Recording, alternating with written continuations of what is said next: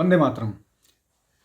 केरला के local body elections में जिस तरह के परिणाम आए हैं उसको लेकर के काफ़ी लोग अचंभित हैं और कम से कम भारतीय जनता पार्टी में इस बात को लेकर के बहुत उत्साह सा नज़र आ रहा है।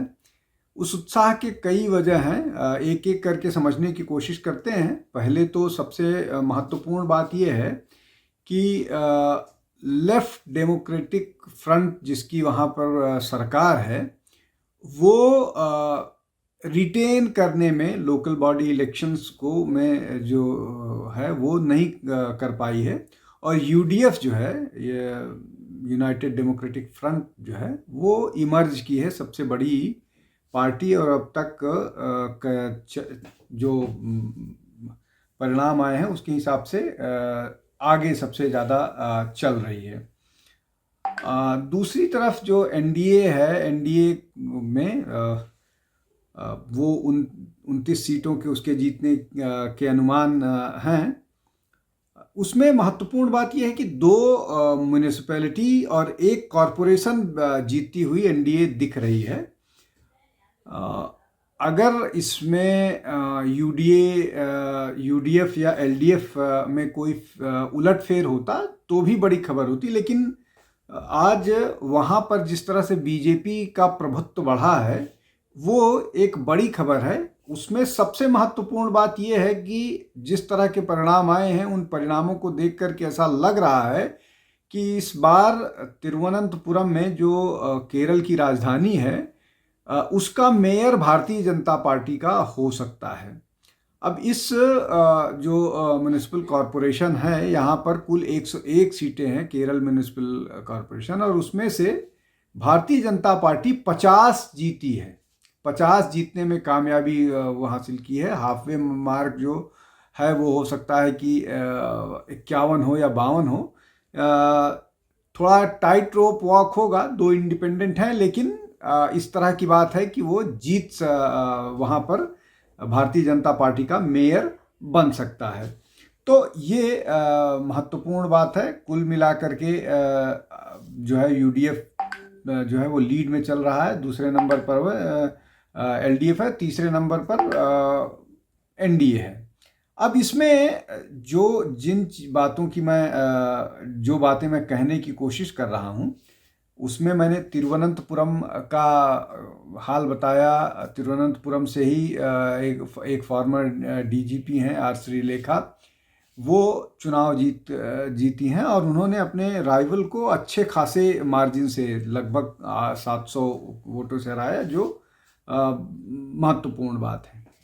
From day one itself of my announcement of candidature, there has been adverse criticism against me launched by the LDF and the Congress people.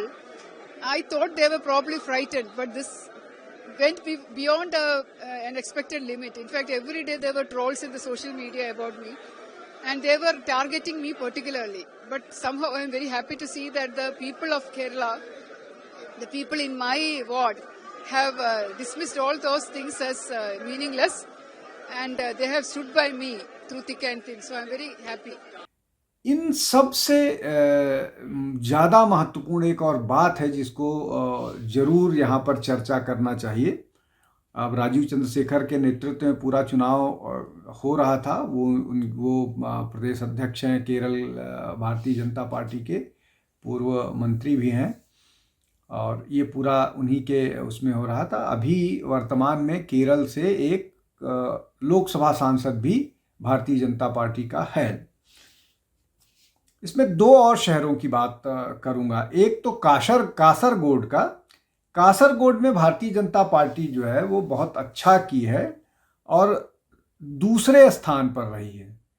Kasaragod में भारतीय जनता पार्टी का दूसरे स्थान पर रहना बहुत ही ज़्यादा महत्वपूर्ण है। महत्वपूर्ण है इसलिए कि कासरगोड जो है वहाँ पर हमेशा गलत खबरों के लिए सुर्खियों में रहा है, लेकिन इस बार कासरगोड जो है वहाँ पर इस तरह की खबर आई। वहाँ पर लगभग जो है 37 37-38% के आसपास मुसलमान हैं, मुस्लिम हैं, और लगभग 7% के आसपास क्रिश्चियंस हैं। तो कासरगोड में दूसरे नंबर पर भारतीय जनता पार्टी का आना एक महत्वपूर्ण खबर है। इसके अलावा एक और महत्वपूर्ण वो है, मुनम्बम में जहां पर वक्फ को लेकर के पूरा मामला सुर्खियों में है, और अभी भी पिछले अभी ये जो हफ्ता गुजरा है, इसमें सुप्रीम कोर्ट ने वहाँ पर जो वक्फ को लेकर के आया था, उस निर्णय आया था, उसको स्टे लगाया है। वहाँ पर लगभग 100 एकड़ से ज़्यादा का मामला है, जो गांव का गांव जिसको वक्फ ने दावा कर दिया है, जिसको सुप्रीम कोर्ट ने हाई कोर्ट ने खारिज कर दिया था, लेकिन सुप्रीम कोर्ट में अभी उस ऑर्डर पर रोक लगा दी है और आगे की सुनवाई होनी है। वो जो गांव है 120 एकड़ के आसपास का मामला है। 120 एकड़ में फैले हुए जो कई सारे गांव हैं, वो ज़्यादातर क्रिश्चियन पॉपुलेटेड हैं, मतलब जहाँ ज़्यादातर वहाँ पर ईसाई लोग रहते हैं।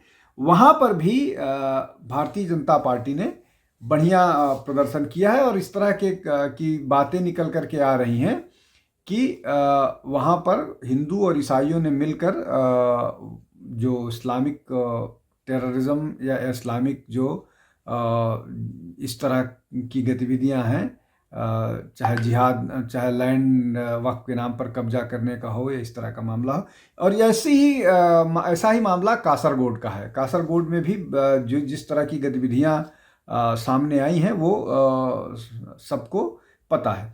अब अगर कुल मिलाकर के जो परिणाम की तरफ ध्यान जाए, परिणाम की तरफ देखें, तो ये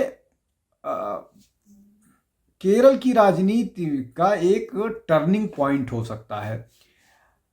मैं इसको केरल की राजनीति का टर्निंग पॉइंट इसलिए कह रहा हूं कि अभी म्युनिसिपल कॉरपोरेशंस के इलेक्शंस हुए हैं। पिछला इलेक्शन गया है जिसमें वोट परसेंट बढ़ा है भारतीय जनता पार्टी का, और तिरुवनंतपुरम एक ऐसी सीट है जो भारतीय जनता पार्टी लगातार जीतते जीतते रह जा रही है, और वो सिर्फ इसलिए हो रहा है कि वहां पर शशि थरूर कैंडिडेट हैं। अब शशि थरूर के कैंडिडेट होते हुए वो ऐसा नहीं हो पा रहा है, लेकिन अगर ऐसा होता है तो तिरुवनंतपुरम के साथ साथ एक और सीट, 2 सीटें भाजपा जीतने के कगार पर हैं। लेकिन अगर कुल मिलाकर के देखा जाए तो 12-13 सीटों में से, जो 13 सीटें हैं केरल में, उसमें से 4 या 5 ऐसी सीटें हैं जो भारतीय जनता पार्टी, जिसमें मजबूती से जो बहुत मजबूत है और अपना वो कभी भी किसी भी समय जीत दर्ज कर सकती है।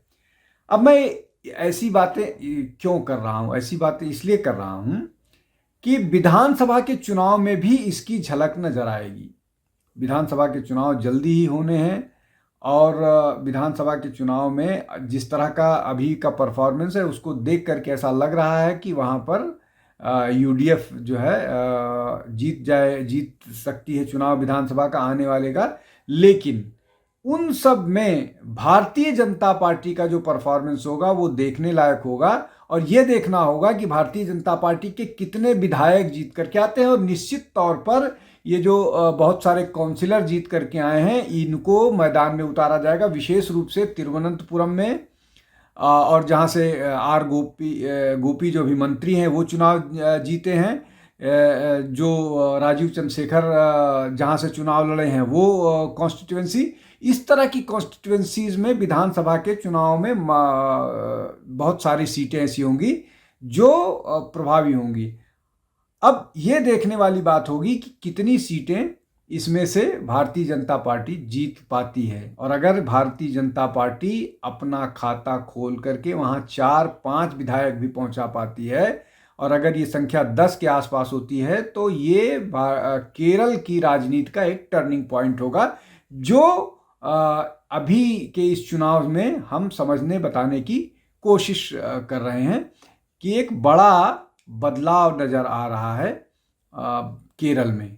और वो बदलाव किस तरफ जाता है, इस पर हम सबकी नज़र रहेगी। लेकिन वो उसका इशारा लोकसभा चुनाव के बाद अब लोकल बॉडी इलेक्शंस में नज़र आया है। और उसके अलावा लोकल बॉडी इलेक्शंस के बाद अभी विधानसभा के चुनाव होंगे, वो होगा। लेकिन जिस तरह से भारतीय जनता पार्टी की गतिविधियां या भारतीय जनता पार्टी और संघ का जो काम है वहाँ पर, वो वहाँ बढ़ रहा है, उसको देख करके लग रहा है कि भारतीय जनता पार्टी या एनडीए जो है वो अपना फुटप्रिंट केरल में बहुत तेजी से बढ़ा रही है। आज के लिए बस इतना ही। बहुत बहुत धन्यवाद। नमस्कार।